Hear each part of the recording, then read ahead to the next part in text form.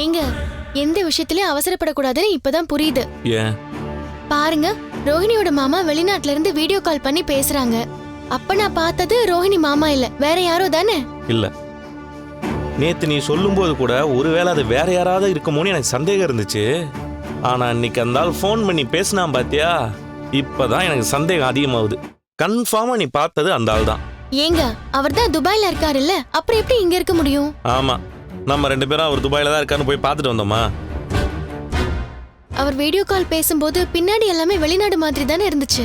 என்ன மீனா நீ, இப்ப இருக்கிற அறிவியல் காலத்துல நிலால உட்காந்து டீ சாப்பிட்ற மாதிரி ஃபோன் பேசுற மாதிரிலாம் பண்ண முடியுது.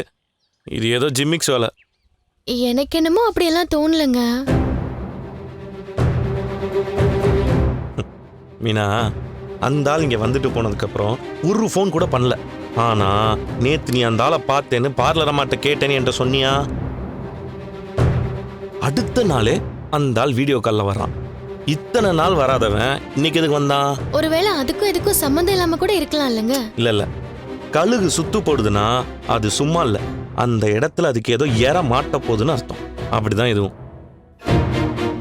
திடீர்னு இந்த மாமா ஃபோன் பண்றான்னா பார்லர் அம்மா ஏதோ வேலை பார்த்துக்குது. நீங்க என்னென்னமோ சொல்றீங்க, எனக்கு சந்தேகமா இருந்துச்சு. ஆனா இன்னைக்கு ஒருவேளை நம்ம தான் தப்பா பார்த்துட்டோமோன்னு கூட தோணுது. இல்ல மீனா, நீ தினமும் பூ கொடுக்க போறப்போ எத்தனையோ பேரை பாக்குற. உன்கிட்ட பூ வாங்கின ஒரு ஆள் திரும்பவும் வந்தா இவங்க நம்ம கிட்ட வாங்கியிருக்காங்களே அப்படி நீ சரியா கண்டுபிடிப்பல்ல? அதெல்லாம் எனக்கு நல்ல ஞாபகம் இருக்கும். ரொம்ப மாசம் கழிச்சு திரும்பி வந்தாலும் இவங்களுக்கு நம்ம பூ கொடுத்துருக்கோமேன்னு எனக்கு ஞாபகம் வந்துரும். வாங்குறவங்க மறந்துடுவாங்க, ஆனா நான் நல்லா ஞாபகம் வச்சிருக்கேன். அததான் நானும் சொல்றேன். கண்ணை மூடிட்டு பூ கட்டுறவ நீ கண்டிப்பா ஒரு ஆளை கரெக்டா அடையாளம் சொல்லுவ. நீ அந்த ஆளை தான் பாத்துருக்குற. பரவாயில்லையே, இவ்வளவு தூரம் யோசிச்சு வச்சிருக்கீங்க. ஏன் நாங்கெல்லாம் யோசிக்க கூடாதா? அந்த சிட்டி என் மேல குடிச்சிட்டு வண்டி ஓட்டினான்னு சொல்லிட்டு பழி போட்டப்போ நீ ரொம்ப புத்திசாலியை வச்சு அதை நிரூபிச்ச பொய்ன்னு. நீ அறிவாளி தான், ஆனா அதுக்காக எனக்கு அறிவு இல்லைன்னு நினைச்சிடாத.